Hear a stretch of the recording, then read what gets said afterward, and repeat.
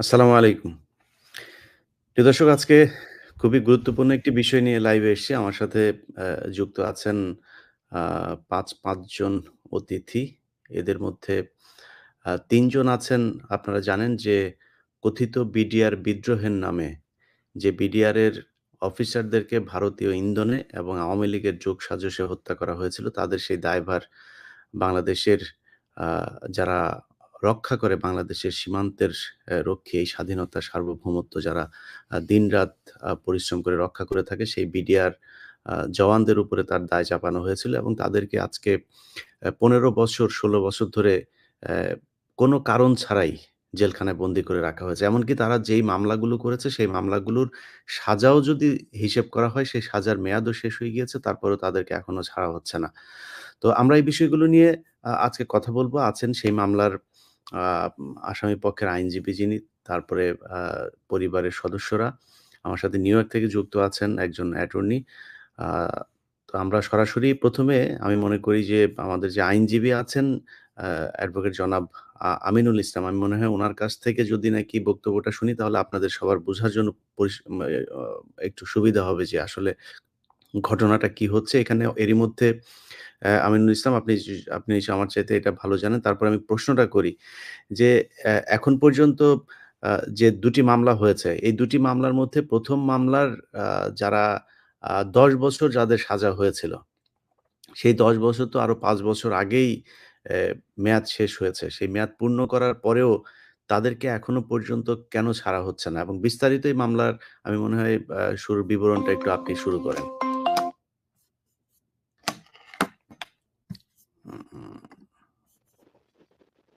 জি, ইলিয়াস ভাই আমাকে শোনা যাচ্ছে? জি, শুনছি। জি, আপনি বলুন। আচ্ছা, ধন্যবাদ আপনাকে। যারা আমার সাথে আজকে আলোচকবৃন্দ আছেন সবাইকে এবং আমাদেরকে যারা শুনছেন সবাইকে আন্তরিক ধন্যবাদ জানাচ্ছি। দেখেন, আজকে যে বিষয়টি নিয়ে আমরা আলোচনায় বসেছি এটা অত্যন্ত দুর্ভাগ্যজনক যে ইতিমধ্যেই এই বিষয়টি নিয়ে আমাদের বর্তমান সরকারও ভাবছেন যে এইটির প্রকৃত বিচার হয়েছে কিনা আদৌ, বা এর পিছনে প্রকৃত মাস্টারমাইন্ড কারা ছিল। এবং আমাদের বর্তমান স্বরাষ্ট্র উপদেষ্টা, মাননীয় উপদেষ্টা উনি পরিষ্কার করেই বলছেন যে তখনকার সময়ে যে সেনাবাহিনীর যে একটা ইনকোয়ারি কমিটি হয়েছিল তার তিনি অন্যতম সদস্য ছিলেন, কিন্তু সেই ইনকোয়ারিটা তিনি পরিপূর্ণ করে যেতে পারেন নাই। এবং এটাও আমরা মিডিয়ার মাধ্যমে জানতে পেরেছি যে, এবং এটা আমরা ব্যক্তিগতভাবেও জানি যে তাকে সেই ইনকোয়ারি রিপোর্ট যাতে পূর্ণাঙ্গ রূপে প্রকাশ না পায় সেই জন্য কিন্তু তাদের ইনকোয়ারিটা মাঝপথে আটকে দেওয়া হয়েছিল। তাতেই বোঝা যাচ্ছে যে এই মামলাটির প্রকৃত অর্থে সঠিক তদন্ত হয়েছে কিনা এবং সঠিক বিচারটা হয়েছে কিনা। এই মামলাটি দেখেন আপনার গত ২৫ এবং ২৬শে ফেব্রুয়ারি ২০০৯ সালে এই ঘটনাটি ঘটেছে পিলখানার অভ্যন্তরে। এই ঘটনার একটু প্রেক্ষাপট যদি আপনাদেরকে একটু স্মরণ করিয়ে দেই। ২০০৯ সালের ২৪শে ফেব্রুয়ারি একটি বড়খানা অনুষ্ঠান ছিল পিলখানার ভিতরে, এবং পরের দিন দরবার অনুষ্ঠানের বিষয় ছিল ২৫ তারিখে।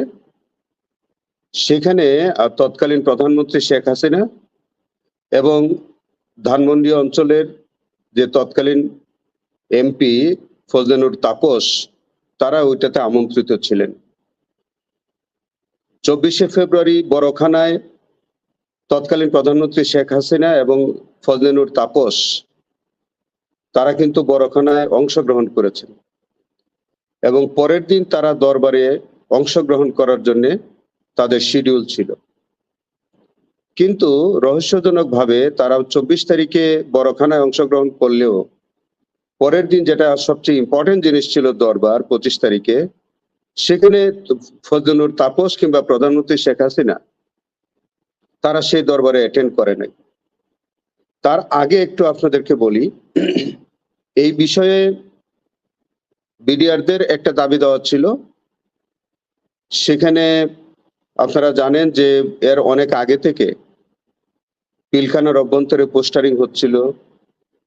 ইভেন দেন ঢাকা শহরের বিভিন্ন জায়গায়, বিশেষ করে আপনার ফার্মগেট অঞ্চলে বা অন্যান্য জায়গায় তৎকালীন স্বরাষ্ট্রমন্ত্রীর যে সাহারা খাতুনের বাসভবনের পাশাপাশি সেখানে কিন্তু অনেক পোস্টারিং, তাদের দাবি দেওয়া নিয়ে পোস্টারিং ছিল।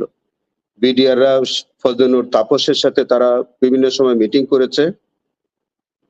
শেখ সেলিম এবং স্বরাষ্ট্রমন্ত্রী তাদের সাথে তারা মিটিং করেছে এবং এই নির্বাচনের আগে ফজলুর তাপসের সাথে তাদের অনেকবার বৈঠক হয়েছে এবং তাদের মাধ্যম ছিল ওই পিলখানাটার যে ওয়ার্ডে, সেই ওয়ার্ড আওয়ামী লীগের প্রেসিডেন্ট এবং সেক্রেটারি, তাদের মাধ্যমে তাদের সাথে সরকারের সাথে তৎকালীন সরকারের ব্যক্তিবর্গের সাথে তাদের যোগাযোগ হচ্ছিল।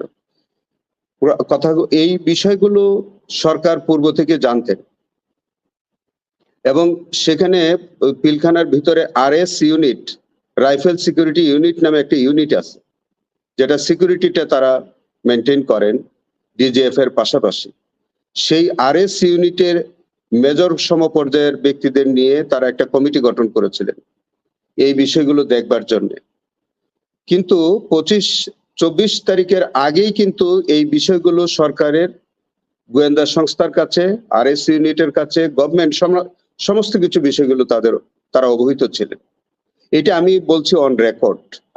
আমি এভিডেন্স থেকে, কেস থেকে আমি যেগুলো পেয়েছি আমি সেভাবে বলছি। এগুলি কোনোটাই আমার আসলে ব্যক্তিগত বিষয় না, আমি রেকর্ড থেকে যা পেয়েছি সেইভাবে বলছি। তারপরে যে কথাটা আমি একটু আগে বললাম যে 24 তারিখে যখন তাদের বড়খানার অনুষ্ঠান ছিল, সেখানে প্রধানমন্ত্রী অ্যাটেন্ড করেছে, ফজলুর তাপস অ্যাটেন্ড করেছে। 25 তারিখে দরবার হবে, সেখানে তারা যাবেন, কিন্তু তারা যাননি। এবং সেটি হচ্ছে যে তারা সিকিউরিটি রিজন দেখিয়ে তারা দরবারে অ্যাটেন্ড করেননি। এতে আমরা এভিডেন্স থেকে অনেক তথ্য পেয়েছি, আমরা জেরা করেছি, অনেক সাক্ষীকে, আওয়ামী লীগের অনেক নেতৃবৃন্দদেরকে আমরা জেরা করেছি, 45 জন আর্মি অফিসারকে আমরা জেরা করেছি। সেখান থেকে ফজলুর তাপস, জাহাঙ্গীর কবির নানক, আজম, তাদের প্রত্যেককে আমি ব্যক্তিগতভাবে জেরা করেছি। স্বরাষ্ট্রমন্ত্রী সাহারা খাতুন, কামরুল ইসলাম, তাদের কাছ থেকে জেরার মধ্য দিয়ে আমি যে তথ্য পেয়েছি, সেই তথ্য থেকে খুব পরিষ্কার করে বোঝা যায় যে তারা অনেক আগে থেকে এই বিষয়গুলো তারা জানতেন, এরকম একটা ইনসিডেন্ট হতে পারে। কিন্তু তারা এই বিষয়ে কোনো রকমের কোনো সিকিউরিটি মেজার যেটা নেওয়ার বিষয় তারা কিন্তু নেননি। আমরা এটাও পেয়েছি যে, আপনি শুনে অবাক হবেন, আমি আসলে এরকম কোনো প্ল্যাটফর্ম পাইনি যে বিডিআর বিষয়গুলো নিয়ে আসলে কেউ আমাদের কথা শুনবে। আমাদের তৎকালীন মিডিয়াও আমাদের এই কথাগুলো কখনোই আমাদেরকে ডেকে শোনেন নাই, কিংবা আমাদের এই বক্তব্যগুলো আমরা কোথাও ওইভাবে বলতে সুযোগ পাইনি। আজকে আপনার মাধ্যমে আমি সুযোগ পেয়েছি, আপনাকে আন্তরিক ধন্যবাদ। একটা বিষয় দেখেন, আমি বিশেষ করে যখন এই মামলার তদন্তকারী কর্মকর্তা আব্দুল কাহার আকন্দ, যিনি আওয়ামী লীগের নমিনেশন প্রার্থী ছিলেন এবং তাকে পরবর্তীতে চাকরিতে রিইনস্টেট করে তাকে দিয়ে ইনভেস্টিগেশনটা করানো হয়েছে, আমি তারকে জেরার মধ্য দিয়ে যে তথ্যগুলো আমরা পেয়েছি, সেখানে হচ্ছে যে এই পিলখানার ভিতরে র্যাবের পোশাক পাওয়া গেছে, র্যাব যে হেলমেট ব্যবহার করেছে, যেটা বিডিআর ব্যবহার করতেন না, সেই হেলমেট পাওয়া গেছে। র্যাব যে বিডিআর যে অস্ত্র ব্যবহার করতেন না, সেই অস্ত্রগুলো পিলখানার ভিতরে পাওয়া গেছে। আমরা কালো গাড়ির অস্তিত্ব পেয়েছি, সেগুলি আমরা তদন্তকারী কর্মকর্তার জেরার মধ্য দিয়ে আমরা কিন্তু এগুলি আমরা প্রকাশ পেয়েছে।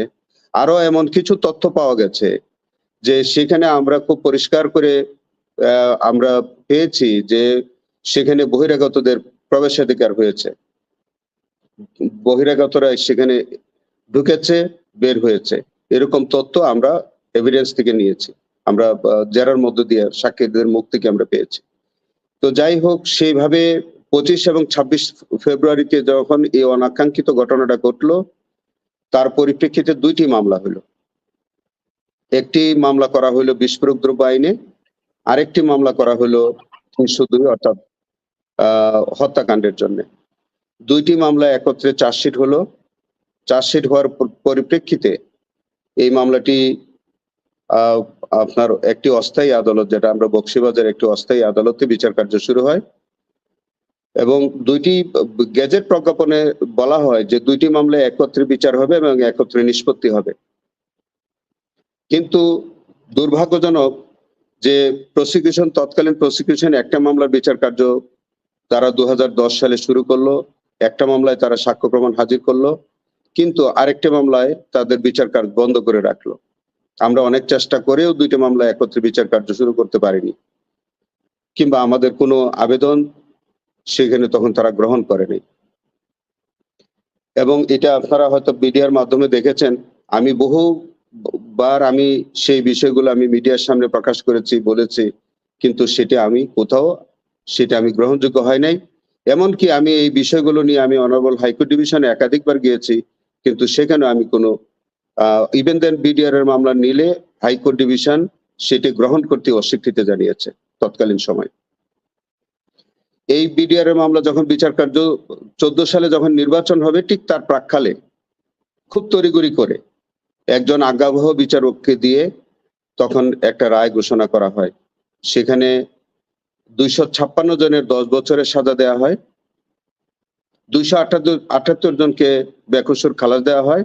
আর বাকি মানুষগুলোকে যাবজ্জীবন এবং মৃত্যুদণ্ড দেয়া হয়। তার প্রেক্ষিতে আমরা হাইকোর্ট ডিভিশনে আপিল দায়ের করি, যাদের যাবজ্জীবন অথবা মৃত্যুদণ্ড হয় বা ১০ বছর হয়।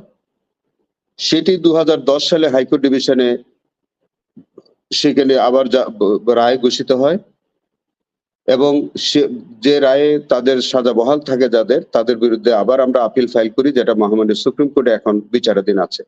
কিন্তু ইতোমধ্যে যে ২৭৮ জন মানুষ যারা বেকসুর খালাস পেয়েছিল নিম্ন আদালত থেকে এবং ২৫৬ জন যারা ১০ বছরের সাজা হয়েছিল, যাদের সাজাটা ইতোমধ্যে শেষ হয়ে গেছে, সেন্টেন্স সার্ভড আউট হয়ে গেছে। এই সর্বসাকুল্যে আপনার ২৭৮ জন বা ২৫৬ জন মিলিয়ে যে সংখ্যাটি দাঁড়ায়, এই মানুষগুলো কিন্তু এখন মুক্তির অপেক্ষায়।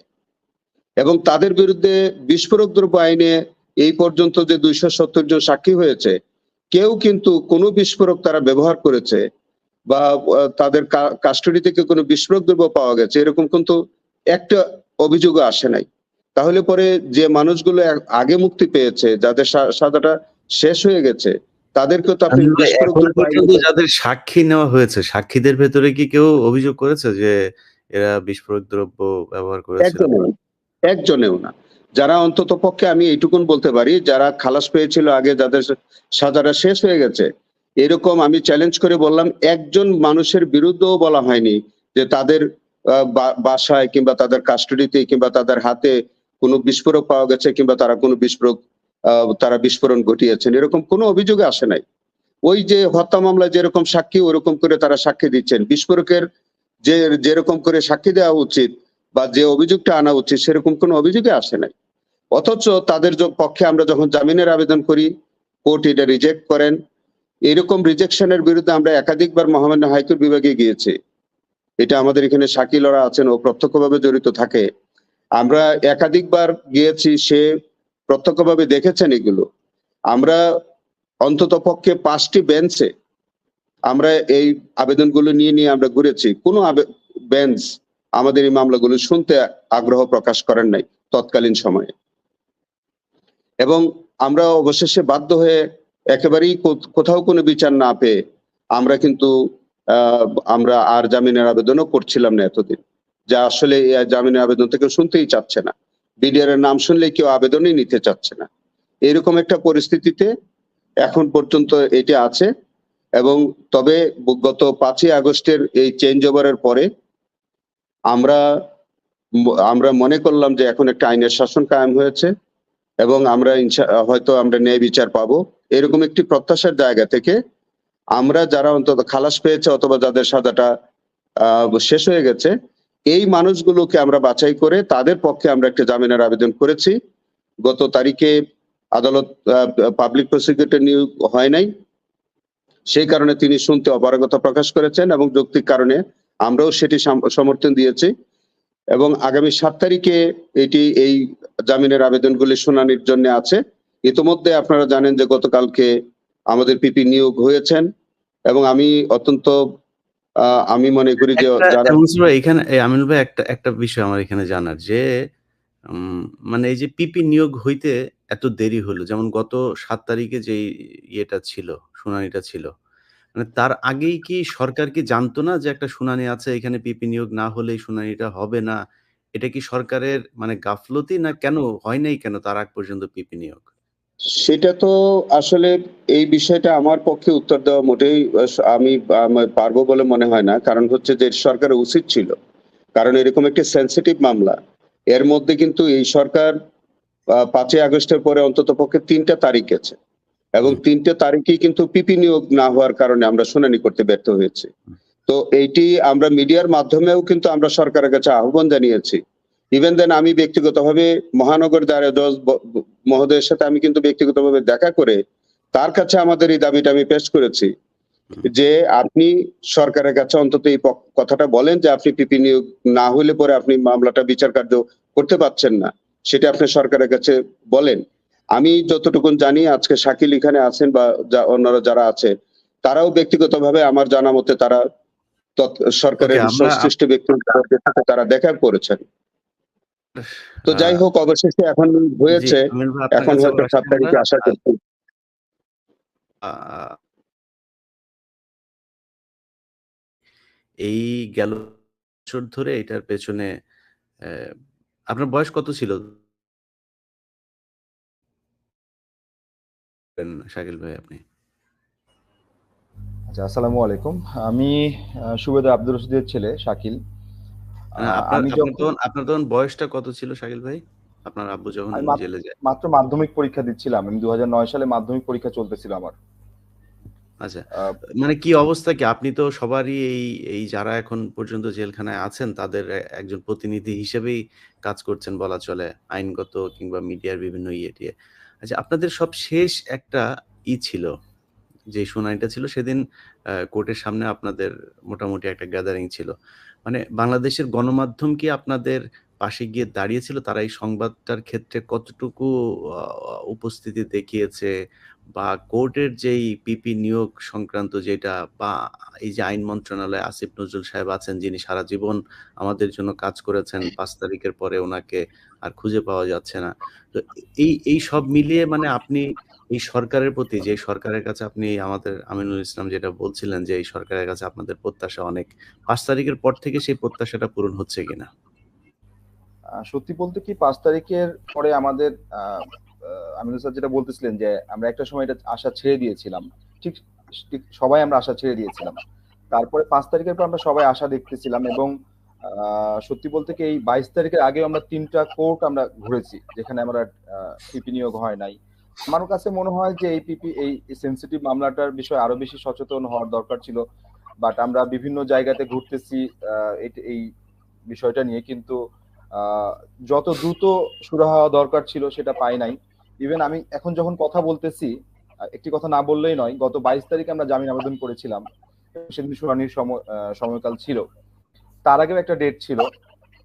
আ এই ২২ তারিখে জামিন শুনানির পরে আজকে যখন আমরা কথা বলতেছি তখন গতকালকে আমাদের একজন বিডিআর আঙ্কেল হাবিলদার রফিক আঙ্কেল যিনি মারা গেছেন, তিনি খালাসপ্রাপ্ত ছিলেন। তো আসলে বলতে আমি সেদিন ২২ তারিখে একটা কথা বলতেছিলাম যে মাননীয় প্রধান উপদেষ্টা, মাননীয় আইন উপদেষ্টা সহ এই সরকারের বিভিন্ন পর্যায়ে যারা আছেন তাদের কাছে একটা আবেদন করেছিলাম যে আরেকটি মৃত্যুও যেন জেলখানায় কারো না হয়। কিন্তু খুবই অবাক করার বিষয় গতকালকেও একজন আঙ্কেলকে মৃত্যুবরণ করতে হলো যিনি খালাস পেয়েছেন। আমার বাবাও খালাসপ্রাপ্ত। আমার বাবা ৬৭ বছর বয়স। গত শুক্রবার আমি তাকে দেখা করতে গেছিলাম। তিনি অনেকটা মানে বিমর্ষ। তিনি ডায়াবেটিকস এর পেশেন্ট। তার চোখে দেখতে পায় না এখন। হাঁটু ভেঙে গেছে। হাঁটু বসতে পারে না ঠিকমতো। এই ব্যক্তিটা আজকে যদি মৃত্যু হয় এর দায়ভার কে নিবে? আমি ২০১৩ সালে খালাস পাইছে আমার আব্বু। এই যে একটা মানুষকে আটকে রাখা হয়েছে এর দায়ভারটা কে নিবে? আমরা যদি এই বর্তমান ছাত্র জনতার বিপ্লবের সরকার, যারা আমরা মনে করতেছি যে আইনের সুশাসন ফিরে আসছে, আইনের সুশাসন আমরা পাবো। তাদের কাছে যদি না পাই তাহলে আর কার কাছে পাবো? কার কাছে যাবো? এতগুলো মানুষ ৫ শতাধিক বিডিআর সদস্য যারা এই যে জেলখানায় প্রহর গুনতেছে এবং নিরপরাধ বিডিআর সদস্যদের উপর যে মামলাটা চাপিয়ে দেওয়া হয়েছে তৎকালীন সরকারের একটা নীল নকশার ছক হিসেবে যে আমাদের বিডিআর সদস্যদের উপর বিডিআর জনদের উপর যে মামলাটা চাপিয়ে দেওয়া হয়েছে আমি মনে করি চাপিয়ে দেওয়া হয়েছে এটা বিডিআর বিদ্রোহ ছিল না এটা একটা হত্যাকাণ্ড ছিল এই হত্যাকাণ্ডে যাদের নেপথ্যে ছিল তাদেরকে আনা হোক বিচার আওতায় আনা হোক আমরা চাই এবং আমি চাই আগামী ৭ তারিখে আমাদের যে কোর্ট আছে আমাদের যে শুনানি আছে, সেদিন আমরা যেন কোনোভাবেই অবিচারের শিকার আমরা যেন ন্যায় বিচারের পাই, এবং আমরা প্রত্যেকটা ফ্যামিলি মেম্বার যেন আমাদের বাবাদের ভাই বা যার যে আত্মীয় স্বজন আছে, নিরপরাধ বিডিআর সদস্য যারা খালাসপ্রাপ্ত এবং বিভিন্ন মেয়াদে সাজা শেষ হয়ে গেছে, তাদের অন্তত আগে জামিনের ব্যবস্থা করা হয়। আমি আরেকটি মৃত্যুও দেখতে চাই না। যদি মৃত্যু হয়, আমাদের সবাইকে নিয়ে চলে যান জেলে। আমরা ফ্যামিলি মেম্বাররা নির্যাতিত, আমরা বাইরে মুখ কথা বলতে গেলে আমাদেরকে জিজ্ঞেস করে তোমার বাবা কি করে, আমি বলতে পারি না, লজ্জায় বলতে পারি না। কিন্তু আমার বাবা কি বিদ্রোহ করেছিল, আমার বাবা কি যাবজ্জীবন হয়েছে বা কোনো রায় হয়েছে তার বিরুদ্ধে? সে তো খালাসপ্রাপ্ত, সে তো। শাকিল, আমার তো আসলে পরিবারের কেউ না, তো আপনার জায়গা থেকে বলাটা মুশকিল। আমি আপনাকে বলে রাখি যে আপনি গর্ব করে পরিচয় দিবেন। আপনার বাবারা এই দেশের গর্বিত সন্তান, তারা হচ্ছে এই দেশপ্রেমিক। তাদেরকে ফাঁসানো হয়েছে মানে তারাই আসলে প্যাট্রিয়ট, এবং তারাই এই দেশকে বাঁচাতে চেয়েছে, সীমান্ত রক্ষা করতে চেয়েছে, যে কারণেই তারা আজকে জেলে। এবং যেই সেনাবাহিনীর অফিসাররা ওই ঘটনার পরপর সেনাবাহিনীর এই তদন্ত থেকে শুরু করে আমাদের আমিনুল ইসলাম ভাই যে আকন্দের কথা বললেন, এরা হচ্ছে দেশদ্রোহী, যে কারণে তারা লজ্জা পাবে। জাহাঙ্গীর কবির নানকরা আজকে পলাতক, আজকে তারা শুধু পরিচয় দেয় না, তারা মুখ দেখাতে পারে না। এটাই হচ্ছে বাস্তবতা। যাই হোক, আপনার লজ্জা পাওয়ার কিছু নাই। সেলিম ভাই, আপনার কাছে আসবো, তার আগে আমি আরো ২ জন বিডিআর পরিবারের সদস্য আছেন। রেবা, আপনাকে দিয়ে শুরু করি। রেবা, আপনি কি শুনছেন?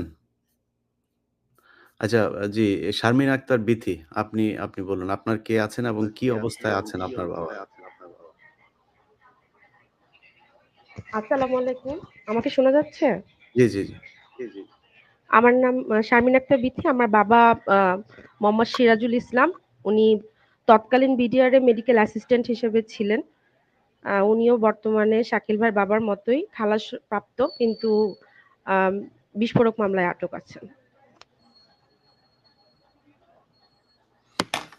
আচ্ছা, তো মানে কি অবস্থা? আমরা একটু ঘটনাটার ভিতরটা শুনতে চাচ্ছি যে আপনার পরিবার এখন কিভাবে চলছে? আপনার বাবার সাথে সবশেষ কবে দেখা হয়েছে? উনি ভেতরে কিরকম আছেন? সব মিলে আপনার পরিবারের বর্ণনাটা একটু দেন। আমার আম আমার পরিবারের অবস্থা যদি বলতে যাই, আসলে আমরা তো খুব মধ্যবিত্ত পরিবার। বিডিআর এ যারা চাকরি করেন তারা সবাই খুব মধ্যবিত্ত। আমার বাবা ছিল একমাত্র আর্নিং মেম্বার আমাদের ফ্যামিলিতে। তো আমার বাবার কোনো দোষ নাই, এটা আমি খুব গর্ব করে বলতে পারি। শাকিল ভাই হয়তোবা লজ্জা পায়, আমি লজ্জা পাই না, কারণ আমার বাবার কোনো দোষ নাই। উনি উনি আমাকে পুরো ঘটনার বর্ণনা দিয়েছিলেন, আমাদেরকে বলেছিলেন যে ভিতরে কি হচ্ছিল আমরা জানি না। উনি একজন আর্মি অফিসার, মেডিকেল অফিসারকে উনি সেভ করছিলেন, উনি একজন আর্মি ডক্টরকে সেভ করেছিলেন। ওনার নাম হচ্ছে কর্নেল ইয়াসমিন। আমি জানি না যে কর্নেল ইয়াসমিন আমার লাইফটা দেখছে কিনা, আমি জানি না। আমার বাবার প্রতি তার একটা সফট কর্নার সেই সময় ছিল, আমার বাবার প্রতি তার একটা দায়বদ্ধতা ছিল। আর্মি অফিসারদের প্রেশারের কারণে বা যে কোনো কারণে উনি সেই দায়টা উনি দিতে পারে নাই, বা উনি বলতে পারে নাই যে আমি আসলে তোমার বাবার পাশে আছি। কিন্তু উনি বলেছিলেন আমাদেরকে যে তোমার বাবার কারণে আজকে আমি বেঁচে আছি। উনার নাম হচ্ছে কর্নেল ইয়াসমিন।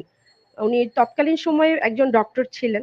আর আমার বাবাকে একেবারেই মানে বিনা দোষে বাবাকে জেলে নেওয়া হয়েছে একদম শেষ মুহূর্তে। যেদিন বিজিবির পোশাক দেওয়া হবে তার আগের দিন আমার বাবা জেলে গেছে। আমার বাবা বলতেছিল যে আমি জানি না আমি পোশাকটা পরতে পারবো কিনা, কারণ আমাকে অনেক সাক্ষীর জন্য প্রেশার দেওয়া হইতেছে, অনেকগুলো সাক্ষী দেওয়ার জন্য, অনেকগুলো লোকের, যাদের কাউকেই আমি চিনি না। তো ঠিক যেদিন পোশাক দিবে তার আগের দিন আমার বাবাকে সিআইডি অফিসে নিয়ে টর্চার করা হয়।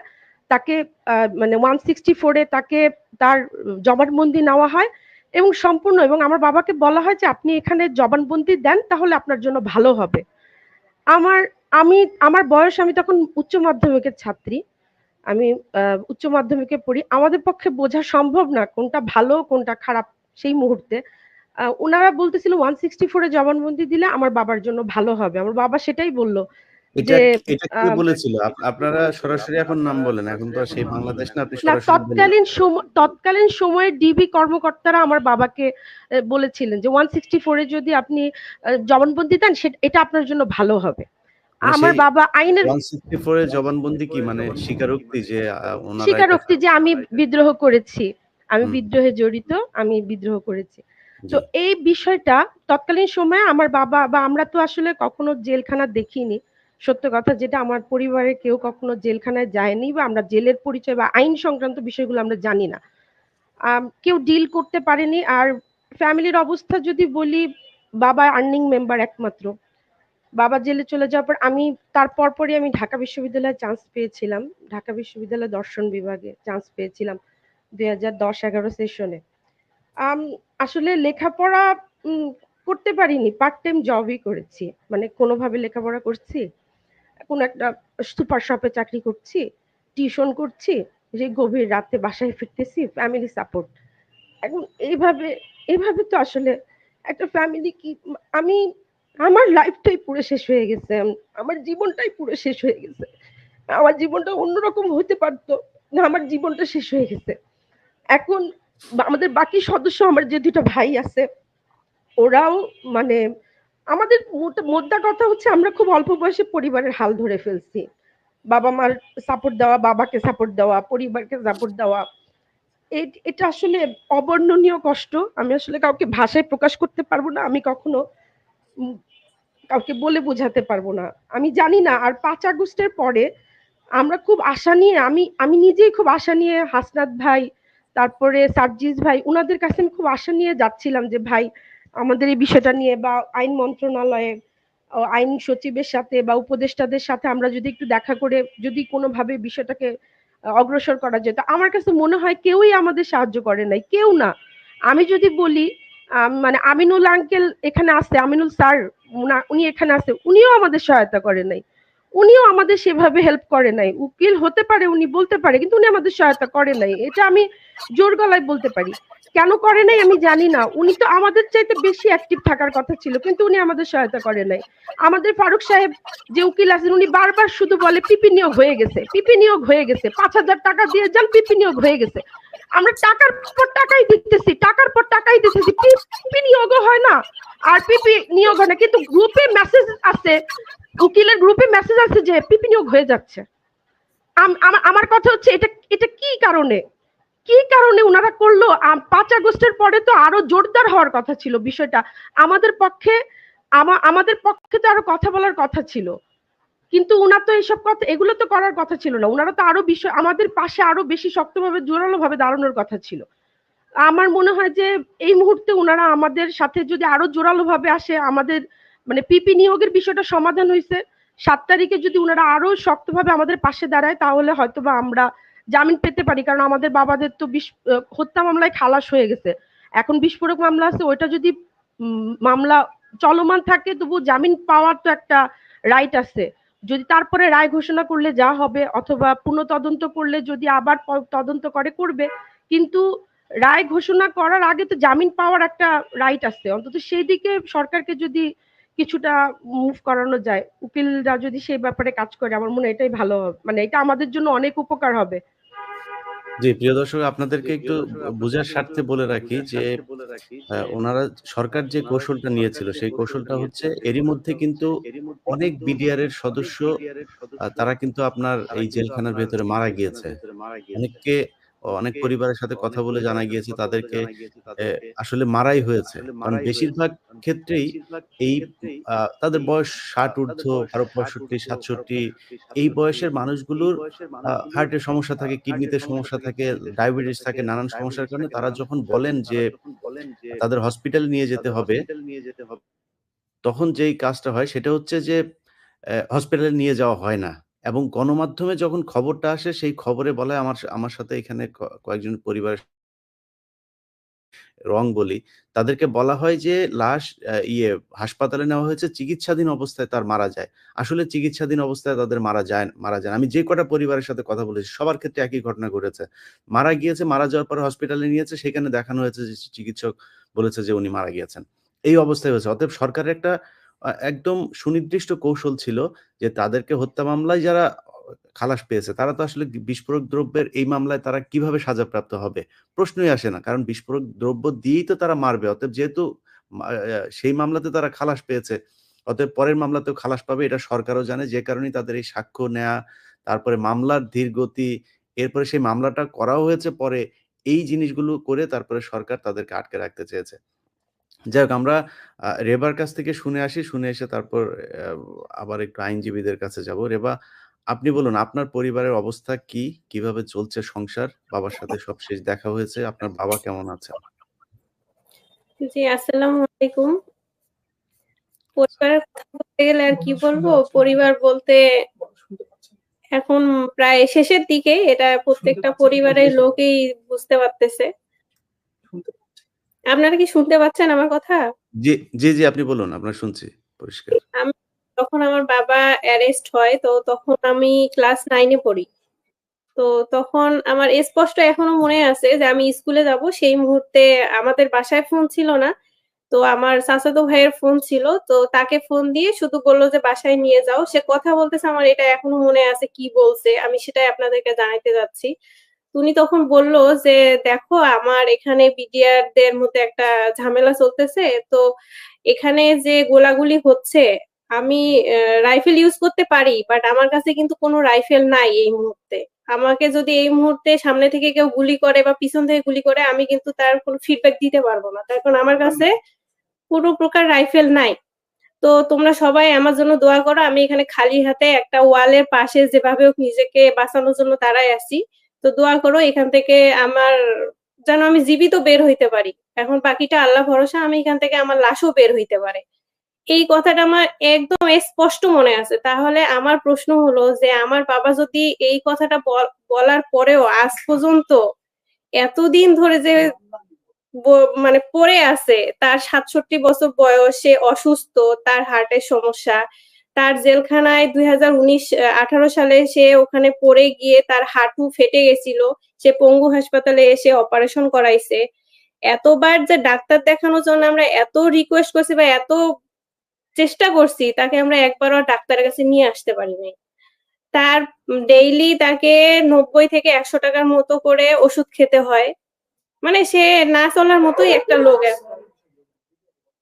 তো এভাবে যে এই লোকগুলোকে এভাবে ধরে এইভাবে দিন পার করাচ্ছে, তো আমরা এর মানে সঠিক বিচারটা কি পাবো? আমাদের তো প্রত্যেকটা পরিবারই শেষ। আমার মা আছে, আমার একটা ভাই আছে। আমার ভাই কিছুই করে না। আমার ভাবি কোনো রকম একটা প্রজেক্টে চাকরি করে, সেই দিয়ে আমাদের সংসার চলতেছে বা যেমনি চলুক চলতেছে। কিন্তু এইভাবে তো আর কতদিন? আমার এখন একটা রিকোয়েস্ট, সেটা হলো আমাদের যে উকিল সাহেব আছে তার কাছে আমার মানে সর্বোচ্চ মানে আশা, আমার কথা, আমার হাজবেন্ডকে উনি চেনে, ও সবুজ। তো সে প্রায় তার কাছে যায়, তার সাথে দেখা হয়। তো তার কাছেই আমার রিকোয়েস্ট, আপনি যথেষ্ট চেষ্টা করেন, মনে করেন যে আমরা আপনার মানে মেয়ে হিসেবে আমি বলতেছি আপনার কাছে আমার একদম হাত জোর করে আমি রিকোয়েস্ট করতেছি, আপনি এই ব্যাপারটা নিয়ে ভাবেন। অত্যন্ত আমাদের মানে বাবাদের ভাইদের একটু যেভাবে হোক আমাদেরকে বের করে দেন। এভাবে আর জীবন চলে না। আমার জীবনে আমার বাবা ১৬ বছর নাই। এই ১৬টা বছর আমি আর কখনোই ফিরে পাবো না। আমি সেই ক্লাস 9 থেকে আমার বিয়ে হয়েছে, আমার বাচ্চা হয়েছে, কিন্তু আমি আজ পর্যন্ত আমার সন্তানকে আমার বাবার যে হাতটা আমি ধরাবো এটাও কিন্তু আমি পারি না। আমি যতবার জেলখানায় যাই তার সাথে দেখা করার জন্য, সে তখনই বলে যে মা তুমি আসিও না, তোমাকে দেখলে আমি ঘুমাইতে পারি না, তুমি আমার সাথে দেখা করতে আসিও না।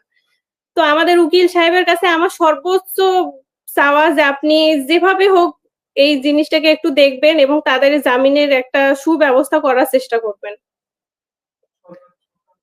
এবং সরকারের কাছেও আমার এটা আবেদন, আমাদের কথা এর আগে কেউ শোনে নাই, কখনোই না, কোনোভাবেই না। আমরা অনেকের কাছে যাওয়ার চেষ্টা করছি, কেউ কখনোই শোনে নাই। তো সরকারের কাছেও আমাদের এই সর্বোচ্চ আশা যে আমরা এই ৭ তারিখে ইনশাআল্লাহ জামিন পাবো এবং তারা আমাদেরকে এই ব্যাপারে অবশ্যই সহযোগিতা করবে। প্রিয় আসিফ আর নজরুল যে এবং আমাদের উকিল ছিল, সরকারের সেজন্য আমিনুল স্যার ছিল, তাকেও অনেক অনেক ধন্যবাদ এবং বাকি যে সময়টা আমাদের দরকার তাকে উনি যেন আমাদের পাশে থাকে। জি, জি, প্রিয় আসিফ নজরুল, আপনি এই ভিডিও দেখছেন কিনা বা দেখবেন কিনা জানি না। আসিফ নজরুলকে কেউ একজন এই আজকের এই লাইভের কথাগুলো তার কানে পৌঁছায় দিয়েন। যে ৩.৫ মাস হয়েছে আসিফ নজরুল রবীন্দ্র কাছারি দেখতে সিরাজগঞ্জে যাওয়ার সময় পেয়েছে। আইন মন্ত্রণালয়ের কোনো একটা জায়গায় তার এক কথিত আ তার রিলেটিভ আমরা যতটুকু খবর পেয়েছি তার গার্লফ্রেন্ড তাকে ঢুকানোর জন্য তিনি নানানভাবে সেখানে এক প্রকার যুদ্ধ করেছেন অনেকের সাথে। নাম বললে অনেকের চাকরি থাকবে না। তো নাম আর আজকে বললাম না। উনি আ এই শিল্পকলা একাডেমির ডিজি বসিয়েছেন উনার শাশুড়ি শাওনের পছন্দ মতো। অনেক কিছু করছেন। এই সরকার হাসপাতালে গিয়ে যারা এই আন্দোলনে আহত হয়েছে তাদের চিকিৎসা দেওয়ার সুযোগ পাচ্ছে না। এখনো অনেক আলেম জেলে আছে তাদেরকে বের করার জন্য আইনি কোনো সহায়তা দেওয়ার সুযোগ পাচ্ছে না। বিডিআরের বিদ্রোহের নামে যাদেরকে আপনারা শুনলেন আমার আর কিছু বলার দরকার নাই। এই দেশবাসীর কাছে বিচার দিলাম যে ৩ মাস সময় হয়েছে। এই আপনাদের লাস্ট ইয়েটা কবে ছিল শাকিল ভাই? ওই যে শুনানিটা? 22 অক্টোবর। ২২ অক্টোবর। ২২ অক্টোবর মানে আগস্ট, সেপ্টেম্বর, অক্টোবর। অর্থাৎ ২ মাসের বেশি ২.৫ মাস সময় পেয়েছে এই সরকার। একজন পিপি নিয়োগ করতে পারে নাই। আমার প্রশ্ন সরকারের কাছে, আপনারাও কি শেখ হাসিনার মতো এই বিডিআর এর সদস্যদেরকে জেলখানায় মারতে চান কিনা? যদি না চান, তাহলে ৭ তারিখের পরে কোনো নাটক দেখতে চাই না। যদি পরিস্থিতি এরকম হয়, তাহলে এই বিডিআর এর পরিবারের কিন্তু ওদের আর নিজেদের বেঁচে থাকার কোনো ইচ্ছাও নাই। আমি যাদের সাথে কথা বলেছি। এরা এখন যেকোনো কিছু করতে রাজি। যদি মনে করেন যে এদের সাথে যুদ্ধ করবেন, তাইলে এরা রাস্তায় গিয়ে নামবে, আপনাদের ইয়ের সামনে গিয়ে দাঁড়ায় থাকবে কাফনের কাপড় পরে। তারপরে গুলি করেন, এদেরকে মেরে ফেলেন। ৭ তারিখে সরকারের কাছে অনুরোধ যেন ন্যায় বিচার পায়। সেলিম ভাই, আপনি শুনছিলেন যে আ যে এই যে আমিনুল ভাইয়ের কাছে একটা কথা জিজ্ঞেস করি আমি। সালাম আলাইকুম জি, আমিনুল ভাই। আমিও একজন অ্যাটর্নি, আমি ল প্র্যাকটিস করি এখান থেকে গত 32 ইয়ার্স আমেরিকায়। সো এখন ধরেন পিপি নাই, কিন্তু কোর্টও গভর্নমেন্ট রিপ্রেজেন্টেড হোক বা না হোক, কোর্ট তো এটা শুনানি করতে পারে এবং অ্যাকশন নিতে পারে। It's not essential. এক্ষেত্রে আমি একটা কথা বলি আপনাদের, যেহেতু এই যে ফ্যামিলির এই যে হৃদয় বিদারক কথা আমরা শুনছি, এতে কোনো হিউম্যান বিং নাই যে সে অ্যাফেক্টেড না হয়ে পড়ে। এই তোমাদের পরে আমার সিম্প্যাথি, এবং বিশ্বাস করো আর না করো, তোমাদের রক্তক্ষরণ আমাদেরও হচ্ছে। এই ৩টে ইন্ডিভিজুয়াল যারা বিডিআর এর ফ্যামিলির ইয়ে করা, তো তোমাদের পরে আমার সমবেদনা রইলো এবং আই উইশ দ্য বেস্ট। এই সব ফ্যামিলি নিয়ে আপনি কোর্টে দাঁড়ান না কেন? আবেদন চান, দরকার এদের কাফনের কাপড় পরে নিয়ে কোর্টে ঢুকাই দেন, কোনো কথাবার্তা বলেন না, সেলিম ইয়ে ভাই, বলতে হবে না। এখানে একটা কথা আপনাকে জানায় রাখি। দর্শকদেরও জানা দরকার এই কথাটা। সেটা হচ্ছে ওনারা এই যে শেষ যে কথা বলল যে ১৭ তারিখের যেটা বলল, জানেন আপনি ওনারা সেখানে গিয়েছিলেন। আমি বাংলা এডিশন নামে একটা অনলাইন পোর্টাল খুলেছি। সেটার YouTube, Facebook পেজে এখনো ওইভাবে রিচ হয় নাই। আমার এখান থেকে আমি লোক পাঠিয়েছিলাম। জিজ্ঞেস করেন, উনাদের এই প্রোগ্রামটা কাভার করার জন্য কেউ যায় নাই। এমনকি আমি নাম বললাম না, সমন্বয়কদের ২-১ জনকে বলা হয়েছিল। তারা কথা দিয়েছিলেন সেদিন যাবেন। তারা যেতে পারেন নাই। এটা তারা গুরুত্বপূর্ণ মনে করেন নাই। ইলিয়াস এখন ভাই, ওই এই ক্ষেত্রে হচ্ছে একটা অবস্থা। কথা বলি, কেউ যায় নাই তার কারণটা কি জানেন? আপনি আর আমি একটা সেগমেন্ট করেছিলাম, কতগুলো কথা বলছিলাম, মনে আছে আপনাদের? যে এই হুম। প্রফেশনাল অর্গানাইজেশন গুলোতে রাজনীতি ঢুকেছে। সাংবাদিক হলো বিএনপি সাংবাদিক, সাংবাদিক হলো আওয়ামী সাংবাদিক, সাংবাদিকতার জন্য কোনো সাংবাদিক নাই। লয়ারদের ক্ষেত্রেও তাই আছে। লয়ার প্রফেশনাল ইন্টিগ্রিটির জন্য, রুল অফ ল প্রমোট করার জন্য কোনো লয়ারদের কোনো সংগঠন নাই। লয়ারদের আছে আওয়ামী আইনজীবী সমিতি, লয়ারদের আছে জাতীয়তাবাদী আইনজীবী সমিতি। সুতরাং রুল অফ ল, লয়ারদের প্রফেশনাল ইন্টিগ্রিটি প্রমোট করার জন্য, আইনের শাসন কায়েম করার জন্য কোনো লয়ারদের কোনো সংগঠন নাই, এবং সেই সংগঠনগুলো অত্যন্ত সাইলেন্ট। যারা এইসব, যেমন বার কাউন্সিল আছে, কিন্তু বার কাউন্সিলের লিডাররা সমস্তই অন্য রাজনৈতিক দলের নেতা। সুতরাং তারা আইনের শাসনের দিকে তাদের কোনো খেয়াল নাই। পদ পদবি কিভাবে পায়, সুযোগ সুবিধা কিভাবে পায়, সেইটার দিকেই ব্যস্ত। সরি ভাই আমার এই কথাটা বলার জন্য, কিন্তু ইট অ্যাপিয়ার্স দ্যাট ওয়ে। আমি যদি আমিনুল ভাইয়ের ওইখানে হইতাম, আমি ৮০০ ফ্যামিলি নিয়ে মার্চ করাইতাম কোর্টরুমের ভিতরে। জাজ দেখুক, একটা প্রেশার তো হোক। এ দেশে তো আইনের শাসন নাই ভাই, এই প্রেশারেই কাজ হয়। আর একটা কথা আমি বলি, তোমরা ৮০০ ফ্যামিলি, ৮৫০ ফ্যামিলি নিয়ে এই অনশন করো, দরকার হয় স্টেজ ধর্মঘট করো প্রেস ক্লাবের সামনে, সেক্রেটারিয়েটের সামনে, সুপ্রিম কোর্টের চারিপাশে একটা প্রেশার দাও, আমি যদি বাংলাদেশে থাকতাম তা আই উইল ফাইলে, আমি জানি আমিনুল ভাই বলবে, আমি আমার আমার বাংলাদেশে তো আমার প্র্যাকটিস খুবই লিমিটেড এবং করিও নাই তেমন কিছু, এই স্পোরাডিক দুটো একটা কেস এইখান থেকে করা ছাড়া। রিট পিটিশন আর্টিকেল 102 আন্ডারে যেহেতু ওভারওয়েলমিং এভিডেন্স এখন সারফেসড হচ্ছে বিভিন্ন লোকের ইন্টারভিউ দিয়ে, whether a writ petition is possible to force the government to form an independent inquiry commission. Supreme কোর্টে ওনাদের যে ডেথ সেন্টেন্সের এগেইনস্ট যে মামলা আছে, আমি জানি না বাংলাদেশের ক্রিমিনাল পর্যবেক্ষণ ভাবে কনস্টিটিউশনাল আন্ডারে বোধহয় for the interest of justice এটা সম্ভব যে to remand this case back for a further inquiry and a new trial. And যেহেতু prolonged এই 19 বছর ধরে এই ফ্যামিলির আত্মীয় স্বজন গুলা জেলে আটকাছে, কোন it should shock the conscience of the court এবং জাতির কনসেন্স তো ইয়েই আছে, তাদের অ্যাটলিস্ট জামিনে বের করে দেওয়া হোক, তারপরে ইনকোয়ারি চলুক আর ইয়ে চলুক। আই থিঙ্ক এখন রাইট সময়।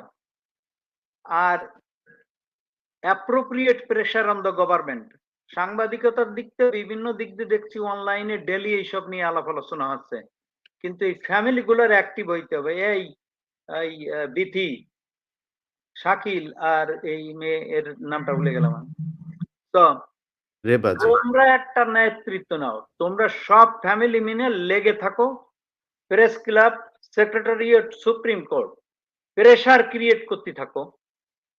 প্রেশার ছাড়া বাংলাদেশে কোনো কাজ হয় না, তার কারণ এই জাজগুলাও অ্যাপয়েন্টেড বিভিন্ন সময়, এরা সার্ভ করেছে বিভিন্ন রাজনৈতিক দলের পারপাসে। এটা আনডিনায়াবল। আমি যদিও জুডিশিয়ারির বিরুদ্ধে কথা বলছি, বাট এটা তো সত্যি।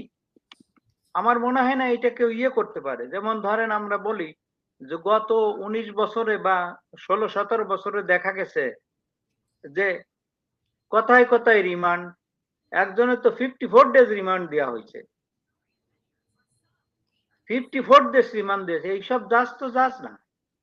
আমার যতদূর মনে আছে 1985 এর জুডিশিয়াল অফিসার্স প্রোটেকশন অ্যাক্ট আছে, বাট সেখানে একটা ক্লজ আছে, যদি গুড ফেইথে না হয় this people can be held responsible, this জাজেস। তো সেখানেও একটা ব্যাপার স্যাপার আছে, এইসব জাজদের বিরুদ্ধে বোধহয় মামলা করা যাইতে পারে, রিড করা যাইতে পারে যে কেন তারা এখনো এত বিচারে আছে। But it need a aggressive advocacy, খুব অ্যাগ্রেসিভ ইয়ে। এখন সুপ্রিম কোর্টের অ্যাপিলেট ডিভিশনে এখন তো সেই আওয়ামী লীগ প্রেত তারা নাই, যারা জাজ না, তারা নিজেরাই বলছে আমরা সবার বদ্ধ রাজনীতিবিদ, তো তারা তো নেই। আই থিঙ্ক আপনারা বিচার পাবেন, কিন্তু বিচারটা ডিলে হওয়াটাও amounts to denial of justice. তো ক্ষেত্রে বিচার পাইতে হইলে আমি শাকিল, আমি বলি লয়াররা কতদূর ইফেক্টিভ আমি জানি না, তারা ইফেক্টিভ, বাট জাজে যদি না শোনে, উপরে এসে যদি না শোনে, তারা আবার বিভিন্ন ভাবে ডিসিশন নেয় যে আমার প্রমোশন আটকে কিনা, আমি কাউরে অ্যাঙ্গার করি কিনা। এই ধরনের জাজ বাংলাদেশে ভর্তি। আমারও বন্ধু বান্ধব অনেক জাজ আছে, including in the high court divisions. অনেকেই জাজ আছে, তারা বিভিন্ন ভাবে দেখছি তারা খুব বিরু রুলিং দিতে চায় না। তো এক্ষেত্রে তোমাদের এই ফ্যামিলিরই বড় ইয়ে আছে, তোমরা ফ্যামিলি নিয়ে, ছেলে মেয়ে নিয়ে, আত্মীয় স্বজন নিয়ে রোডে নামো। যদি এদের ইয়ে করতে দেন, 19 years or 17-18 years is too long, 15 বছর জেলে থাকা is too long। সব ফ্যামিলি গুলো ধ্বংস হয়ে গেছে। এরপরে তোমরা ছাড়বা না, আমি বলি তোমরা ইয়ে করবে। এরা বের হওয়ার পরে ফাইলে রিট পিটিশন ফর ক্ষতিপূরণের জন্য সমস্ত ফ্যামিলি, যেহেতু তোমরা সাফার করেছো এই রয়্যাল কনস্পিরাসির জন্য, সরকারের একটা কনস্পিরাসি। ইনশাআল্লাহ সেলিম ভাই, আমরা বের হওয়ার পরের ঘটনাগুলো নিয়ে আপনাকেও চাই এটার সাথে সম্পৃক্ত করতে। আপনি নিজেও দেশে গিয়ে আইনের সহায়তা দেবেন। যদি আমারে সাহায্য করে, আমি অলসো বাংলাদেশে অ্যাডমিটেড লয়ার, হাইকোর্ট ডিভিশনে আমার এনরোলমেন্ট আছে। আমি তো প্রসিজার ভালো জানি না, সেলিম তাই ভাই বাংলাদেশে এখানে যত লয়ার আছে তাদের ভেতরে সবচাইতে রেকগনাইজ একজন লয়ার, এবং উনি শারীরিক একটু অসুস্থতার কারণে এখন খুব বেশি প্র্যাকটিস করতে পারে না। কিন্তু একসময় এখানে যেই আসতো, বিশেষ করে ইমিগ্রেশনের যেকোনো সমস্যায় সবাই উনার কাছেই ছুটে যেতেন। যাই হোক, আমরা আমিনুল ভাই, আপনার কাছে আমার ২ টা কোয়েশ্চেন। আমরা অনুষ্ঠান শেষের দিকে। ছোট করে একটু বলবেন যে এই মামলার তদন্ত কি হচ্ছে কিনা, বা তদন্ত করলে সেই কর্মকর্তাটা কে? আরেকটা হচ্ছে, এই যে গেল ১৭ তারিখে আপনাদের শুনানিটা ছিল। মানে আপনারা কি এই ব্যাপারে সরকারের সাথে কোনো কথা বলেছিলেন যে পিপিটা নিয়োগ হয়েছে কিনা? মানে সবকিছু আ মানে প্রপারলি ঠিক যাচ্ছিল কিনা? এটা কি জানতেন কিনা? এই যে ১৭ তারিখে এতগুলো মানুষ এখানে আসলো, তারা তাদের পরিবারের মানুষদের সাথে দেখা করবে, বা তারা শুনানিটা হবে। তাদের স্বপ্ন ছিল হয়তো যে ঐদিন তাদের জামিনও হতে পারত। মানে এটা হয় নাই কেন? এটার ব্যাপারে আপনাদের কোনো ইলিয়াস ভাই, কিনা? আমাকে একটু যদি সুযোগ দেন, জি, আমি প্লিজ। আমি আমার শুরুতেই আমি একটা কথা বলেছিলাম, হয়তো আমি বোধহয় সবার অ্যাটেনশন নিতে পারি নাই। এই মামলাটা ২০১০ সাল থেকে আমি অব্যাহতভাবে কিন্তু এই মামলাটায় আছি। আপনি এখানে আমাদের সাথে আরো ভিকটিম পরিবারের ৩ জন আছে। তারা ব্যক্তিগতভাবে জানেন যে এই মামলায় অনেক আইনজীবী আমরা নিয়োজিত ছিলাম। আচ্ছা। কিন্তু সেই মামলায় এখন আর কোনো আইনজীবী আর কোনো ইন্টারেস্ট নাই, কিংবা তারা এই মামলাটায় আসেন না।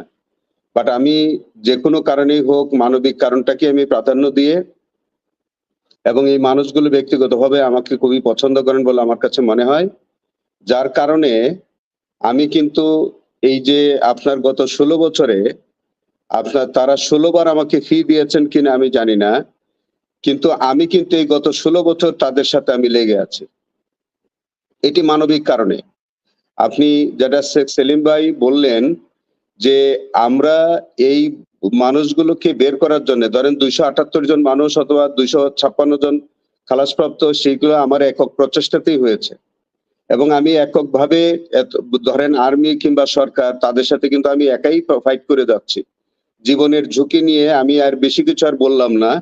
জীবনের ঝুঁকি নিয়ে কিন্তু আমি এগুলো করে যাচ্ছি, এটা তারা জানে। এই মামলায় তাদের পক্ষে আমি অসংখ্যবার জামিনের আবেদন করেছি, অসংখ্যবার। সেটি ট্রায়াল কোর্ট যেমন ভাবে তারা শুনতে অপারগতা প্রকাশ করেন। আমি যখন একাধিকবার উচ্চ আদালতে এসেছি, এবং ওই যে একটু আগে বললাম যে শাকিল, সে আমার পিছনে পিছনে আমাকে অনুসরণ করেন সবকিছুতে। আমি অসংখ্যবার উচ্চ আদালতে আমি জামিনের আবেদন করেছি। এমনও হয়েছে যে আমি 5টি বেঞ্চ আমি ঘুরেছি। সকল বেঞ্চে আমার কাছে অনুরোধ করেছেন, অপারগতা প্রকাশ করেছেন যে আমাকে বলে যে আপনি অন্য বেঞ্চে যান, আমাদের সিনিয়র বেঞ্চে যান। আমি কোনো একটা বেঞ্চের কাছে আমি একেবারেই একটু খারাপ ব্যবহার করে আমি বললাম যে আপনার শুনতে অসুবিধাটা কোথায়? আপনি শুনবেন তো আমাকে। আপনি আমাকে বেল দিতে বলছি না। আপনি বেল দিবেন ৫ না? তারিখের পরে না আগে? না, না, না, আগে। না, আমরা ৫ পরের তারিখের আগে। কথাগুলি বলি ভাই। আর পরে যে ৫ তারিখের পরের কথা যদি বলি, ৫ তারিখের পরে আমরা ৫ তারিখের পরে ১ম তারিখে কিন্তু আমরা জামিনের আবেদন করেছি। এবং ওখানে এটা বাস্তবতাটা হচ্ছে এরকম যে এই মামলাগুলো কিন্তু অন্য ১০টা কেসের মতো না। কারণ এগুলো বুঝতে গেলেও আপনার ৩০-৩৪ হাজার পৃষ্ঠা হচ্ছে একটা রায়। আপনি আমার চেম্বারে যদি আমি দেখাতে পারতাম, আমি এখন বাসায় বসে কথা বলছি। আমার চেম্বারে যদি দেখবেন যে আপনার অন্ততপক্ষে ৪টা আলমারি শুধু তাদের একটা রায়ের কপি। তো সেইগুলা কিন্তু আমাদেরকে মেইনটেইন করতে হয়, এবং এটা অত্যন্ত কঠিন কাজ যে ৮০০ মানুষকে আমাদেরকে স্মরণে রাখতে হয়, এবং ৮০০ মানুষের ব্যাচ নাম্বার আমাদেরকে মনে রাখতে হয়। তাদের এই মামলায় কার কি সাজা হয়েছে এগুলো আমাদেরকে স্মরণে রাখতে হয়, যেটা আমি মনে করি যে একজন আইনজীবীর পক্ষে একেবারেই অসম্ভব। আমি আমার একটা টিম নিয়ে আমি কাজ করি বলে হয়তো পারি, এটা ওরা দেখেছে, ওরা প্র্যাকটিক্যালি দেখে। আমি যেটা আপনাকে বলি যে এই মামলায় গত ৩ তারিখ কেন শুনানি হয় নাই, আমাদের দেশের বিস্ফোরক দ্রব্য আইনের একটা সেকশন হচ্ছে যে রাষ্ট্রপক্ষকে শুনতে হবে। কিন্তু রাষ্ট্রপক্ষকে না শুনেও যে জামিনের আবেদন বিবেচনা করা যাবে না এরকমটা কিন্তু বিষয় নাই। জামিনের আবেদন বিবেচনা করা যায়। কিন্তু আমি বললাম যে আপনাকে একটা উদাহরণ দেই। এই ৮৫০ মানুষের মধ্যে একজন আসামি ঘটনার সময় সে কুষ্টিয়া বা অন্য কোনো একটা রাজশাহী অঞ্চলে সে বাড়িতে ছিল। সেই লোকটাকে আসামি করেছে আব্দুল কাহার আকন্দে। তার পক্ষে আমরা হাইকোর্টে জামিন চাইলাম, হাইকোর্ট এই একটা মানুষকেই জামিন দিয়েছিল এই কেসে। কিন্তু দুর্ভাগ্যের বিষয় কি জানেন, সেই মানুষটা যার সাথে এই ঘটনার কোনো সম্পৃক্ততা নাই, তাকে তৎকালীন সুপ্রিম কোর্ট ওই জামিনটা আটকে দিয়েছে। এখন পর্যন্ত ওই জামিনের শুনানি আর করা সম্ভব হয় না। আমাদের কথাই তো শুনছে না, আমাদের মামলাই তো নিচ্ছে না। প্রশ্ন আছে আমিনুল ভাই, আপনি আপনার কাছে তথ্য থাকলে বলবেন। গিয়াসউদ্দিন আল মামুনের যে জামিন হলো সেদিন কি রাষ্ট্রপক্ষ ছিল? না, সেদিন ওই রাষ্ট্রপক্ষ ছিল, কারণ তৎকালীন পিপি যারা ছিল তারা সর্বশেষ কাজ করেছে, কিন্তু আমাদের বিডিআর এর যে পিপি যারা ছিলেন তারা কিন্তু 5ই আগস্টের পরপরই তাদেরকে অব্যাহতি দিয়েছে। কারণ সেখানে আমাদেরকে সবচেয়ে বিতর্কিত ব্যক্তি যিনি ছিলেন, যিনি হচ্ছে মোশাররফ হোসেন কাজল, যার অনেক বিষয় আছে, তার এবং তার টিমকে 5ই আগস্টের কয়েকদিন পরই তার এই টিমকে বাতিল করে দিয়েছে। এবং আমি এই কারণে আপনাকে কোশ্চেনটা করলাম যে যদি ওই একই প্রক্রিয়ায় যদি নাকি গিয়াসউদ্দিন আল মামুনকে জামিন দেওয়া সম্ভব হয়, এইভাবে দ্রুত গতিতে মানে এদেরকে জামিন দেওয়া সম্ভব হয় না কেন? এটা কি সরকারের আপনি মনে করেন সদিচ্ছা না কুইচ্ছা? এইটা আমি আমার ব্যক্তিগত অপিনিয়নটা বলি। বিডিআর কেসে আমরা তো গত 16 বছর কাজ করে যাচ্ছি, কোনো আদালতেরই এদের ব্যাপারে তারা যে খুব ন্যায় বিচার করছেন এরকমটা আমার কাছে মনে হয় না।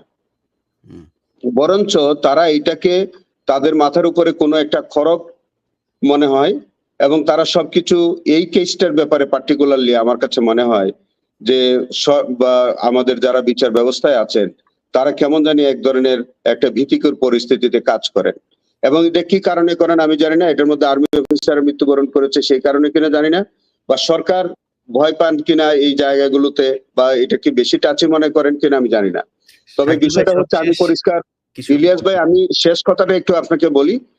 আমরা আবেদন করেছি আগামী 7 তারিখে যে তারিখ হয়েছে, আমরা আজকের এই অনুষ্ঠানের মধ্য দিয়ে আমরা বলছি ইতিমধ্যে পিপি নিয়োগ হয়েছে। আমরা আমাদের পক্ষ থেকে বিন্দুতম আমাদের কর্তব্য কাজে কোনো অবহেলা হবে না, এবং আমরা একজন আইনজীবী হিসেবে যতটা বলিষ্ঠভাবে করা দরকার সেইভাবেই আমরা করব। এবং শেষ কথাটা বলি আপনাকে, এই বিডিআর এর জন্য ধরেন আজকে যারাই যে কথাগুলো বলছেন, আমি এবং আমার যে টিম, আমরা যারা বিডিআর দের পক্ষে কাজ করি, এবং এটা আমি এক কথাই শুধু বলি, আপনার বোঝার জন্য হয়তো বুঝে নিতে পারবেন, আমি জীবন বাজি রেখে এই মামলাটা করেছি। এটা অর্থনৈতিক সুবিধার জন্য করি নাই। বিডিআর এখানে 4 জন ভিকটিম পরিবারের সদস্য আছে, তাদেরকে ব্যক্তিগতভাবে আমি চ্যালেঞ্জ করে বললাম যে আমরা যদি ফিস হিসেবে আমরা দেখি যে এটা আমি বলতে পারি না এক অর্থে যে এটা অনেকটা ফি ছাড়াই আমি কাজ করে যাচ্ছি, কিন্তু আমি জীবনের ঝুঁকি নিয়ে কাজ করেছি, করে যাব, এবং তাদের পক্ষে আমি শেষ দিন পর্যন্ত আমি লড়াই করে যাব। আপনাকে আমরা মানবিক আইনজীবী হিসেবে এখানে দেখতে চাই। শাকিল ভাই সব শেষ কিছু বলবেন? আমিনুল ভাই, আমার মনে হয় আপনি খুব ভালো কাজ করতেছেন, যে কথাগুলো বললেন, ক্রস এক্সামিন করেছেন, করেছেন, কিন্তু ফ্যামিলি গুলো হয়তো বুঝতে পারছেন, লয়াররা তো সবকিছু করতে পারে না। যেখানে বিচারকের হাত বাঁধা সম্ভবত, যে আমিনুল ভাই একটা কথা জিজ্ঞেস করি, আগে যে বিচারক ছিল উনি কি এই মামলায় এখনো আছেন, না ওনারে পরিবর্তন করা হয়েছে? না, পরিবর্তন করে নতুন বিচারক নিয়োগ দেওয়া হয়েছে। Okay, good. So you can have a fresh face there. আপনার কেসটা সেলিম ভাই, মানে বিষয়টা হচ্ছে আমি এটা যতটুকু জানলাম, বুঝছেন, বিষয়টা হলো যে শুধু ওই দিন যদি সরকারি পিপি যদি এখানে থাকতো তাইলেই ওনাদের জামিন হয়ে যায়, যেটা এর আগে সেটা ইলিয়াস ভাই ওইভাবে আমি বলতে পারছি না। কারণ হচ্ছে যে পিপি থাকলেও যে বেল হয়ে যেত এরকম না, বা পিপি এখন আছে তাও হয়ে যাবে এরকমটাও না। তবে আমাদের একটা ন্যায্য দাবি এবং লফুল বা ডিমান্ড, আমি কিন্তু কোনো দয়া ভিক্ষা চাচ্ছি না আদালতের কাছে। আমি আইন অনুযায়ী আমার সাবমিশনটা হচ্ছে আইন অনুযায়ী, আমার বক্তব্য হচ্ছে যে আপনি 16 বছর পর্যন্ত নির্দোষ মানুষকে আপনি আটকে রেখেছেন, তাদের বিরুদ্ধে কোনো এভিডেন্স থাকে আপনি আটকে রাখবেন, বাট কোনো এভিডেন্স যদি না থাকে আপনি তাদেরকে বেইলে রিলিজ করে দিতে হবে। আমি সেই কারণে বললাম যে এখন আমি আইনের দিকটা আমি বললামই না, আমি যেটা বললাম যে বিএনপির অনেক লোকজন আছে, আলেমদের অনেকে আছে, তারপরে জামাতের অনেক মামলা আছে, এই মামলাগুলো তো করা হয়েছে। এমনকি আপনি যদি প্রধান উপদেষ্টা যিনি আছে তিনার যে মামলা, সেটাও তো কনসিডার করার চেষ্টা করা হয়েছে। উনি এক্স্যাক্টলি আপনি সব যদি করতে পারেন, বিডিআর কে আপনি অন্য চোখে দেখেন কেন? হ্যাঁ, রাইট। আমি কেন সেটাই আপনি বলছি। বিডিআর প্রতি আপনি আইনের দৃষ্টিতে যদি সবাই সমান হয়, আপনি বিডিআর সদস্যদেরকে কেন আপনি ডিসক্রিমিনেট করতেছেন? আমি এই কথাগুলো গত তারিখেও আমি আদালতের কাছে বলেছি। এর আগে আমি সমস্ত কিছুতে আমি বলছি, আমি মিডিয়াতে বলি। আমি কখনোই কোনো ছাড় দিয়ে কথা বলি না। এবং আমি কন্টেম্পচুয়াস হবে কিনা সেটাও আমি কিন্তু ওইটা আমি তোয়াক্কা করি না। আমি সবসময় বলি যে আইন অনুযায়ী আমি আপনার কাছে বিচার চাই। আইনের বাইরে আমি আপনার কাছে কোনো কিছুই চাই না। বাট আইন অনুযায়ী আপনি আর একটা নাগরিককে যেভাবে আপনি বিচার ডিসপেন্স করবেন, ঠিক আমার বিডিআর এর পক্ষেও আপনি একইভাবে একই দৃষ্টিকোণ থেকে আপনাকে বিচার করতে হবে। শাকিল ভাই, এর বাইরে জি, শাকিল ভাই শেষ করি আমরা। আমরা মনে হয় শেষের দিকে চলে ইলিয়াস আসছি। ভাই, আমি আমিনুল ভাইয়ের একটা কথা জিজ্ঞেস করি। জি, জি। আপনাদের যে এই যে ডেথের বিরুদ্ধে সুপ্রিম কোর্টে অ্যাপিলেট ডিভিশনের যে আছে, এটার কি হিয়ারিং এর জন্য কোনো ডেট পড়েছে? অলরেডি আমাদের অ্যাপিলেট ডিভিশনে যে ব্যাটারগুলো আছে, এটা তৎকালীন আপনার কি বলে জানি, এটা আপনাকে একটু বলি ব্যাখ্যা করে। যখন 25 এবং 26 তারিখ আসে, তখন মিডিয়া আমাদের কাছ থেকে খোঁজ খবর নেয়। সেইটাকে চেক দেওয়ার জন্য তারা করেছিল, তৎকালীন অ্যাটর্নি জেনারেল এই মামলাগুলো ফিক্স করেছিল শুনানির জন্য। কিন্তু এটা ফিক্স করা পর্যন্তই, এরপরে আর শুনানি হচ্ছে না। এবং এটা শুনানি হতে গেলে আপনার টানা আপনার হতে 1 বছর শুনানি হবে, এবং সেটার কারণে আপনার একটা আলাদা বেঞ্চ গঠন করে দিতে হবে। আমাদের সুপ্রিম কোর্টে একটা বেঞ্চ, এই রিসেন্টলি 1 সপ্তাহ হলো 2টা বেঞ্চ হয়েছে। একটা বেঞ্চের পক্ষে হয়তো এইভাবে শুনানি সম্ভব না, কারণ হাইকোর্ট ডিভিশনেও 3 বছর টানা এই মামলাটা শুনানি হয়েছিল একটা বেঞ্চে। ঠিক একইভাবে যদি এখন সুপ্রিম কোর্টে এটা শুনানি করতে হয়, তাহলে একটা বেঞ্চকে, কারণ ওখানে 3 জন বিচারপতি ছিলেন, এখানে অন্তত পক্ষে 4 জন বিচারপতি লাগবে।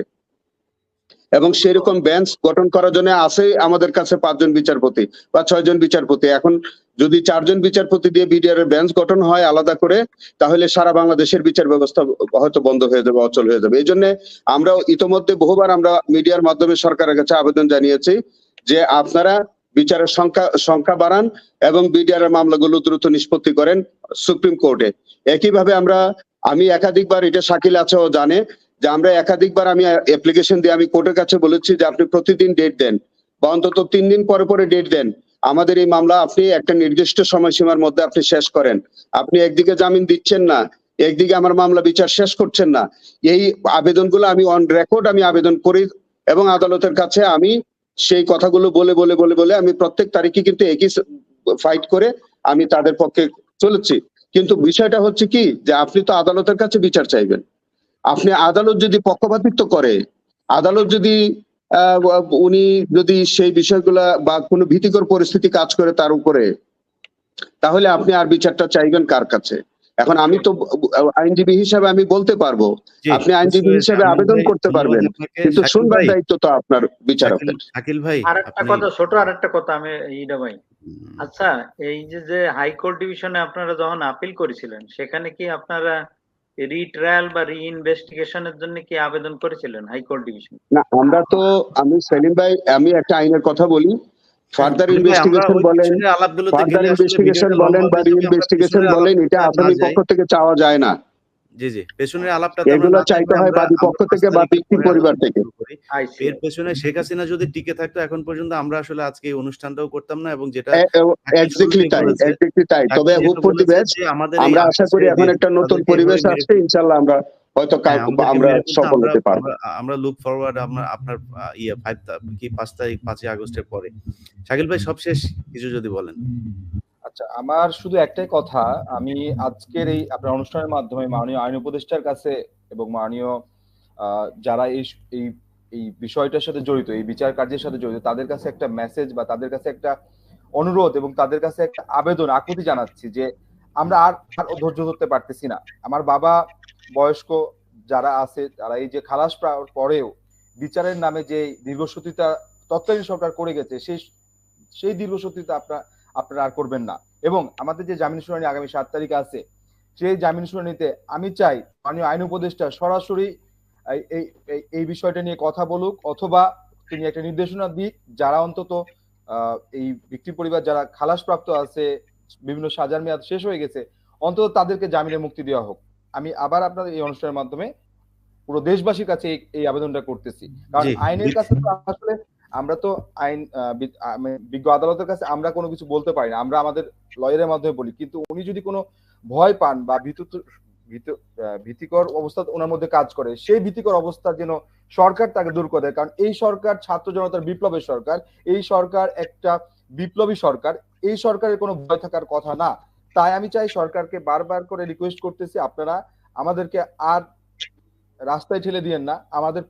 আজকে আমাদের বাবাদের মৃত্যুর সাথে সাথে আমাদের মৃত্যু আপনাদের দেখতে হবে। এর দায়ভার আমরা প্রত্যেকটা পরিবার আপনাদের উপর চাপিয়ে দিব। আমরা আবার বলতেছি। জি বিথি।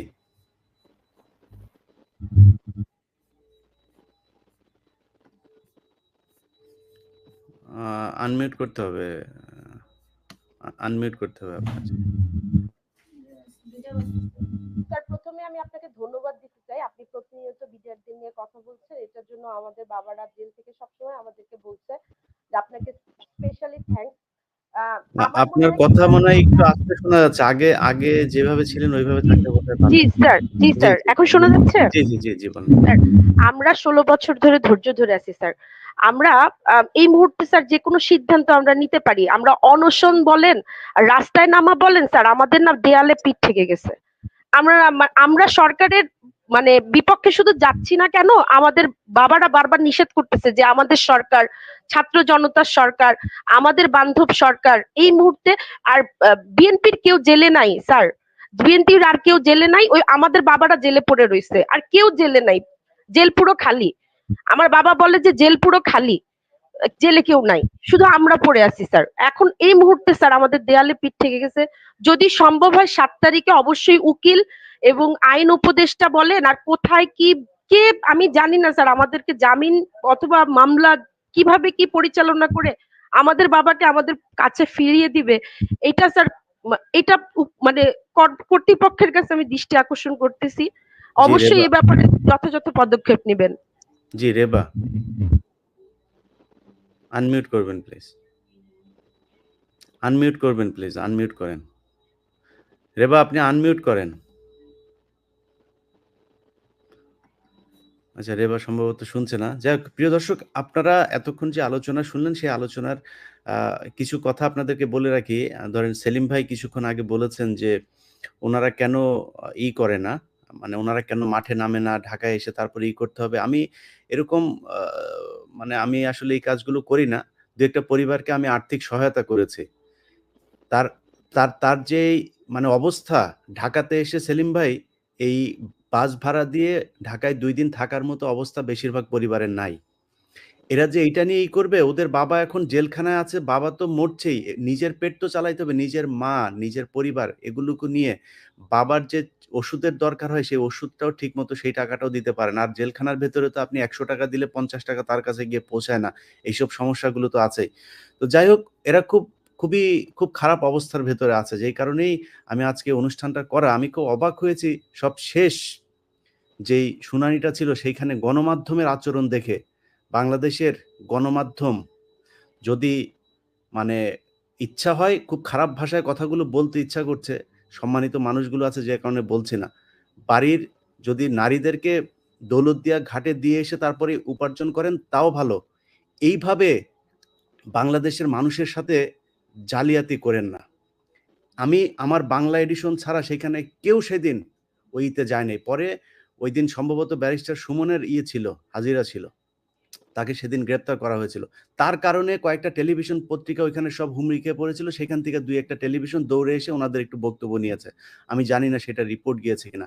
একমাত্র আমাদের বাংলা এডিশন সেটা লাইভ করেছিল, সেখানে সেটা নিয়ে পরে প্যাকেজ গিয়েছে, জানিয়েছে।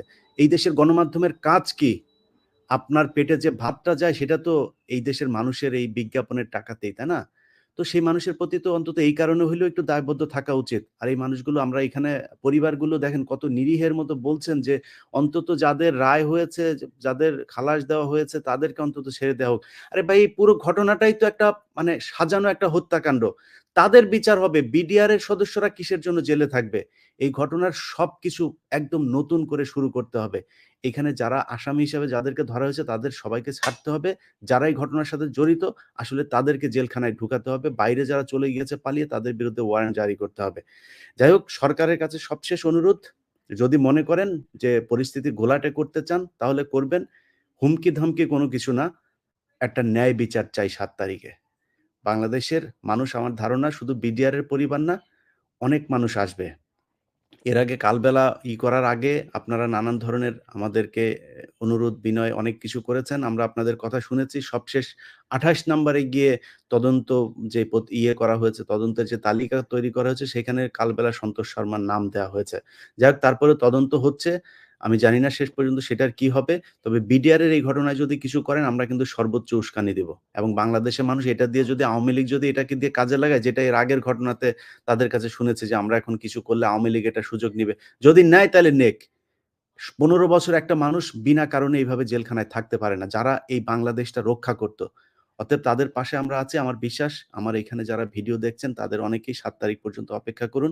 দেখি সরকার কি করে, যদি না হয় তারপরে পরবর্তী কর্মসূচি অবশ্যই আমার এখান থেকে ইনশাআল্লাহ বিডিআর এর যে পরিবার তারা ঘোষণা করবে। সবাই ভালো থাকবেন। আল্লাহ হাফেজ। রেবা আপনার কথা আমরা শুনতে পারিনি। আমি জানি না এখন বলতে পারবেন কিনা। আপনি আনমিউট করতে পারেন কিনা দেখুন তো। আপনার এটা মিউট করা। না, আপনার মিউট করা।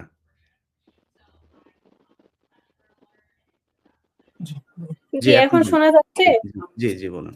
জি, আমার সর্বশেষ কথা হলো আমাদের যে আইনজীবী আমিনুল স্যার, ওনার কাছে আমার রিকোয়েস্ট এবং আমাদের যে আইন উপদেষ্টা এবং সরকারের কাছে আমার রিকোয়েস্ট যে ৭ তারিখে যেন আমরা অবশ্যই আমাদের বাবাদের আমরা অন্তত হাতটা ধরতে পারি এবং তারা যেন আমাদের সাথেই আমরা বাসায় নিয়ে আসতে পারি। এটাই আমার সর্বশেষ সবার কাছে অনুরোধ। আর আমার লাইফে আমার কাছে এখন মনে হচ্ছে এর থেকে বেশি চাওয়া বা পাওয়া আমার কাছে আর কোনো কিছুই নাই। জি, আপনাদের পাশে আমরা আছি। আর যেটা শাকিল ভাই শুরুতে বলেছেন, আপনাদের লজ্জা পাওয়ার কিছু নাই। আপনারা বীর, আপনারা বীরের সন্তান। আমরা আপনাদের ইলিয়াস ভাই, আমি একটা কথা শুধু শেষ কথা বলি। শাকিল যে কথাটা বললেন, তার বাবার তো লজ্জা পাওয়ার কিছু নাই। তার বাবার তো বেকুসার খালাস পেয়েছে। তার বাবার বিরুদ্ধে তো কোনো অভিযোগ প্রমাণ হয় নাই। সো তাদের তো লজ্জা পাওয়ার কিছু নাই, বরঞ্চ এখন সরকার লজ্জা পাওয়া উচিত যে তাদেরকে অন্যায়ভাবে আটক করে রেখেছে। ভাই এখানে যারা এই সরকারের কোর্টে জামাত ইসলামের যাদের ফাঁসি হয়েছে তাদের বাবারা গর্বিত সন্তান, এই দেশের বীর সন্তান। শহীদ আপনার কি বলে মীর কাশেম আলী থেকে শুরু করে যারা যারা ওইখানে শহীদ হয়েছেন, আব্দুল কাদের মোল্লা, তারপরে মতিউর রহমান নিজামী, এরা সব এই দেশের বীর সন্তান। ইভেন জেলার হোসেন সাইদিকে তারা হত্যা করেছে। এরা সব বীর সন্তান। এই দেশের এই বিচার, এটা বিচার ব্যবস্থা ছিল ইলিয়াস ভাই, এই জন্যই তাদের লজ্জা পাওয়া উচিত। আজকে শেখ হাসিনার লজ্জা পাওয়া উচিত, তাপসের লজ্জা পাওয়া উচিত, আজম নানকের লজ্জা পাওয়া উচিত, আজকে তৎকালীন সেনা প্রধান তার লজ্জা পাওয়া উচিত। আজকে মেজর জেনারেল শাকিলের ছেলে পরিষ্কার করে বলেছে যে এর নেপথ্যে এই মহানায়করা কারা আছে, তাদেরকে বাদ দিয়ে কিছু নিরীহ সদস্যদেরকে আসামি করে তাদেরকে একটা বিচারের নামে একটা প্রহসন করেছেন। আর প্রকৃত মাস্টারমাইন্ড যারা রয়েছে তাদেরকে আপনি বিচার থেকে ছেড়ে দিয়েছেন। আর যাদেরকে দিয়ে তদন্ত করিয়েছেন সে একটি আওয়ামী লীগের একটি কুলাঙ্গার, যে আব্দুল কাহার আকন্দ, যে অত্যন্ত বিতর্কিত একটা মানুষ, যার চাকরি চলে গেছিল, তাকে আবার চাকরিতে পুনর্বহাল করে দিয়ে আপনি তাকে দিয়ে একটা তথাকথিত পাতানো একটা ইনভেস্টিগেশন করিয়ে, এবং আপনাকে আমি আরো একটা অনেক কথা বলার ছিল, আসলে আপনার অনুষ্ঠানে হয়তো সময় শেষ। একটা কথা শুধু বলি, আমি এই কেসটি আগাগোড়া করেছি অনেক বছর, 16 বছর করতেছি। এই মামলার মধ্যে যাদের সাজা হয়েছে অথবা যাদের সাজা হয় নাই, আপনি অবাক হবেন যে একটা করে সাক্ষী, কোনো মানুষ আছে একটাও সাক্ষী নাই, তাদেরকে শাস্তি দিয়েছে। কিভাবে শাস্তি দিবেন আপনি? দিলেন কেমন করে? কিন্তু এইটাই হচ্ছে নির্মম বাস্তবতা। এই দেশে আমরা বসবাস করি এবং এই দেশের বিচারক, এই দেশের তদন্তকারী কর্মকর্তা, এই দেশের আবহাওয়ার মধ্যে আমরা থাকি। এর বাইরে আমাদের বলার কিছু নাই, এর বাইরে আমাদের আর কোনো ক্ষমতা ভোগ করার আমাদের আর কোনো সুযোগ নাই। আমি ভিকটিম পরিবারের প্রতি সহানুভূতিশীল এবং তারা হয়তো বা যেটুকুন প্রত্যাশা করে এই প্রত্যাশার চেয়েও বেশি প্রত্যাশা আমার। তাদের যেটুকুন দাবি করে তার চেয়ে বেশি দাবি আমার। অতএব আমি চাই সরকারের উপলব্ধি হোক, আর যারা বিচার ব্যবস্থায় আছে, যারা বিচারক আছেন, তাদের প্রতি আজকে এই অনুষ্ঠানের মাধ্যমে যদি তারা শুনে থাকেন, তাদের প্রতি একটা অনুরোধ জানাবো যে আপনারা ন্যায় বিচার করুন। আপনারা শপথ করেছেন, সংবিধান অনুযায়ী শপথ নিয়েছেন যে আপনারা ন্যায় বিচার করবেন। আপনারা কোনো ভয় ভীতির ঊর্ধ্বে উঠেই বিচার করার জন্য আপনারা বিচারক হয়েছেন। অতএব এখানে ভয় ভীতি কে, এই ভিকটিম পরিবার কারা, বা সরকারের কি এইগুলো আপনারা না দেখে আইন অনুযায়ী আপনারা বিচার করুন। যদি তাদের বিরুদ্ধে সাক্ষ্য প্রমাণ থাকে আটকে রেখে দেন, যাদের বিরুদ্ধে সাক্ষী প্রমাণ নাই আপনি তাদেরকে ধরে রাখার কোনো আইনগত অধিকার নাই। এই যে আপনি ধরে রেখেছেন বিচারের নামে, এই যে ওই রংফুল কনফাইনমেন্ট করেছেন, এটাও কিন্তু একটা শাস্তিযোগ্য অপরাধ। এই অপরাধের জন্য বিচারক নিজেও কিন্তু দায়ী হতে পারেন। ডেফিনেটলি। শেষ কথা বলি, আমি আমিনুল ভাইয়ের সাথে একমত যে এই যে বিচার হওয়ার পরও ইয়ের পর ধরে রাখছে, এটা তো wrongful confinement, wrongful unlawful imprisonment. তা তো জাজদেরই ইয়ে হওয়া উচিত এবং সংশ্লিষ্ট সবাই। আর একটা কথা বলি, ওনার কথাই যা বুঝলাম, এখানে তো বিচার বলতে কিছু হয় নাই, বিচারের নামে হয়েছে ড্রামা প্রহসন। এই যে জাজরা যারা, এরা তো আসলে বিচারক না। এই যে এই দেশে এই ধরনের ইয়ে হইলে বহু আগে এই টার্ম গুলো ছিল, 1800 1700 যা এই দেশে হইতো, এদের বলো জুডিশিয়াল মিসক্রিয়েন্ট, অর্থাৎ বিচার বিভাগীয় দুষ্কৃতিকারী। এদের তো তাই ছাড়া আর কিছু না, যেন কোনো এভিডেন্স নাই তারও তার সাজা হয়। একটা এভিডেন্সের পরে তারও তার একটা সাক্ষীর পরে, তাও তো বোঝা যায় যে সাক্ষীগুলো সবই মিথ্যা। এই সাক্ষীর ক্রেডিবিলিটি কি ছিল, বিশ্বাসটা কি ছিল? এইখানে যদি আমি যা শুনেছি এ পর্যন্ত মিডিয়ায়, আমিনুল ভাইয়ের কাছ থেকে তো আজকে অনেক ইনসাইড ইয়ে পাইলাম, যেটা অনেক নির্ভরযোগ্য, রিলায়েবল। তাতে যদি বিডিআর বিদ্রোহে যারা ওদের সাথে কনস্পিরেসিতে যুক্ত ছিল, ওই বিদ্রোহরা, তাই ছাড়া আর কোনো বিডিআর সদস্যের এখানে আসামি হওয়া উচিত না। এখন তারা তো এইসব সাধারণ ফ্যামিলি গুলা, যেমন ওষুধ খাইতে টাকা নাই, বাসে ঢাকায় আসার টাকা নাই, মানে দুর্বিষহ জীবনযাপন করছে। রাষ্ট্র তো এইটা দেখা উচিত। একটা সরকারের টপ লেভেল থেকে, আর্মির টপ লেভেল থেকে কনস্পিরেসি ইজ ভেরি ক্লিয়ার যে এটা একটা conspiratorial killings for the interest of another country, not এই দেশের। আর তার জন্য এই বাংলাদেশের জুয়ানরা সাজাপ্রাপ্ত হচ্ছে। এর চেয়ে ট্র্যাজিক আর কিছু হইতে পারে না। এর চেয়ে এই রাষ্ট্র থাকা না থাকার অর্থটা কি? সেলিম ভাই আমি একটা ক্লু দেই আপনাকে। আমি শুরুতেই বলেছি যে এই যে ওয়ার্ডে হত্যাকাণ্ডটা হয়েছে, সেই ওয়ার্ডের আওয়ামী লীগের ওয়ার্ডের সভাপতি এবং সেক্রেটারি তারা এই মামলায় আসামি ছিলেন এবং তারা এই টোটাল কনস্পিরেসির সাথে শেখ সেলিম, তাপস, সাহারা খাতুন, আজম নানক সহ তারা যে কনস্পিরেটররা ছিলেন এবং এটা এভিডেন্সে এসছে। শুধু এটাকে একটা কাউন্টার দেওয়ার জন্য আমাদের বিএনপির নেতা নাসিরুদ্দিন আহমেদ পিন্টুকে এই মামলায় অহেতুক আসামি করা হয়েছে। তার বাসাটা ওখানে, কোনো কারণ নাই।